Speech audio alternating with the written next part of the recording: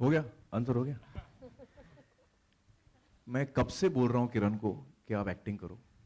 आप लोगों को शायद ये पता नहीं है, she is a fantastic actor, बेहतरीन एक्टर है वो।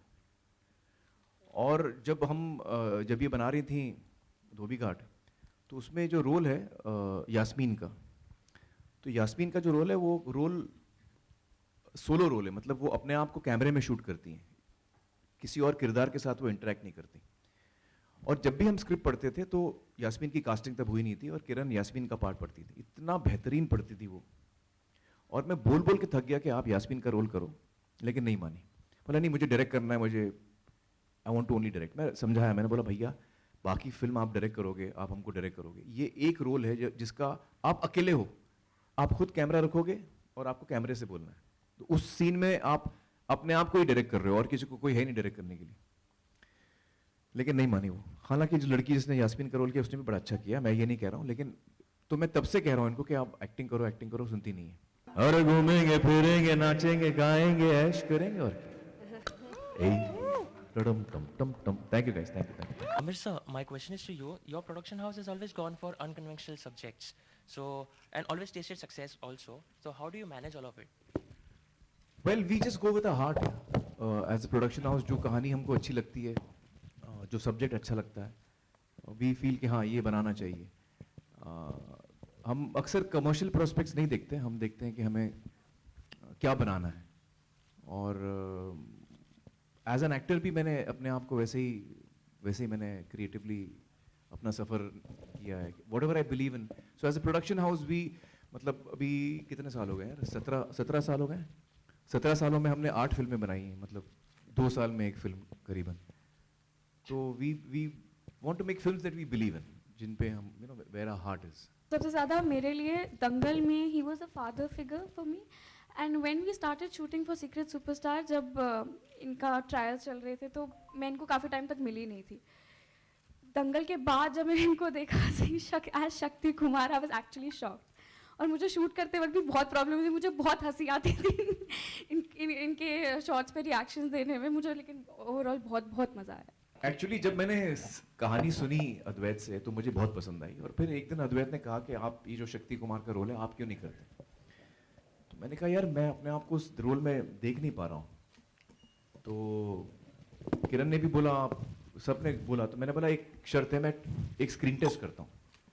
स्क्रीन टेस्ट करता हूँ, अगर स्क्रीन टेस्ट में मैंने ठीक काम किया तो then I can do the role. Can you believe मैं अपनी पहली फिल्म के लिए आमिर खान को स्क्रीन टेस्ट कर रहा था। तो खैर हमने स्क्रीन टेस्ट किया है और उसमें करते वक्त भी मुझे लगा कि हाँ मुझे मज़ा आ रहा है। और मेरे लिए बहुत ही अनयूजुअल कैरेक्टर है, मुझसे मतलब बहुत ही परे, ये जो जिस किस्म का किरदार है वो मुझसे बहुत ही अलग है। तो मेरे लिए एक चैलेंज था एज एन एक्टर करने के लिए, to play a character and लोगों को ये बिलीव हो कि ये किरदार ऐसा ही है। तो आप देखिएगा फिल्म में कैसे लगता है आपको। I'm blessed at many levels. One, that I got to work at Amir Khan Productions on such films like Tare Zameen Par and Dhobi Ghat. That I got to work with Amir sir as his manager. So actually, I've been blessed at so many levels that when I created the film to him and he liked it, that itself was unbelievable for me. And then that he went on and acted in it as well. Frankly, right now, I'm not really believing it. I feel like I'm in a dream right now. So I'm actually blessed. हम लोग as creative people we can make more films for children. First of all हम लोग बच्चों के लिए भी बहुत कम फिल्में बनाते हैं, और यंगस्टर्स के लिए भी, मतलब जो 12-13 साल के हैं। आप सही कह रही हैं, हमको और फिल्में बनानी चाहिए इसके लिए। और ये एक फिल्म ऐसी है जो यंगस्टर्स के लिए है, वो एज ग्रुप बिटवीन 12 एंड 18। लेकिन ये फिल्म एक्चुअली सिर्फ उस एज ग्रुप में रिस्ट्रिक्टेड नहीं है, ये फैमिली फिल्म है, ये छोटे बच्चों को भी पसंद आएगी, बुजुर्गों को भी पसंद आएगी। That's what we hope. I think it's a family film, it's a much wider इसका स्कोप है। मैं कोशिश कर रही हूँ लिखने, और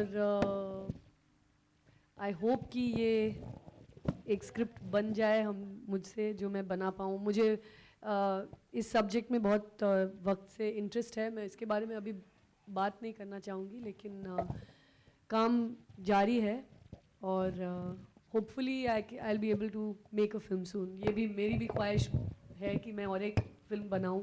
बहुत सालों से कोशिश कर रही हूँ, और होपफुली हो जाए। और होपफुली उसमें मेरा एक रोल होगा।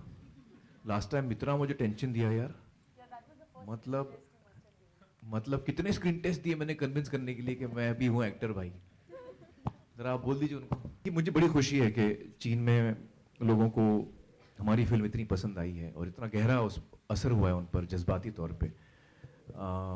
तो यकीनन मैं चाहूँगा कि मेरी सारी फिल्में वहाँ रिलीज़ हों, लेकिन आपको जैसे पता होगा चाइना में एक कोटा सिस्टम है, कुछ नंबर की फिल्में हैं जिसमें आपको वो एक्सेप्ट करेंगे तो तभी आप रिलीज़ कर सकते हैं। तो वो सिस्टम से हम जाएंगे, अगर हमारी फिल्में एक्सेप्ट होती हैं तो ज़रूर मैं चाहूँगा कि मेरी फिल्में रिलीज़ हों। जहाँ तक कि स्पेशली फिल्म बने हिंदुस्तान चाहे, जैसे आपको पता है मैं जो स्क्रिप्ट चुनता हूँ वो ये सब मैं सोच के नहीं चुनता हूँ। कहानी अगर मेरे दिल को लगे तो मैं करता हूँ। अगर ऐसी कोई कहानी मिले, और क्योंकि चीन में भी बहुत टैलेंटेड लोग हैं, अच्छे एक्टर्स, क्रिएटिव लोग हैं, तो अगर कभी ऐसा कुछ मौका मिले और इंडिया और चाइना के बीच में को प्रोडक्शन ट्रीटी भी है, तो अगर कोई अच्छी स्क्रिप्ट आए तो ज़रूर मैं करना चाहूँगा। Well you know I said it before, I really feel that I mean, I feel that censorship is something that is, I don't know how relevant it is today. And as far as my knowledge goes, the CBFC in any case is not supposed to censor. It's supposed to grade the film, ki, certify कि किस age group को ये film हम दिखा सकते हैं. So I guess that's how we should proceed. And I think that's what also Mr. Benegal's recommendations are, if I'm not mistaken. So hopefully things will get there, things will get better.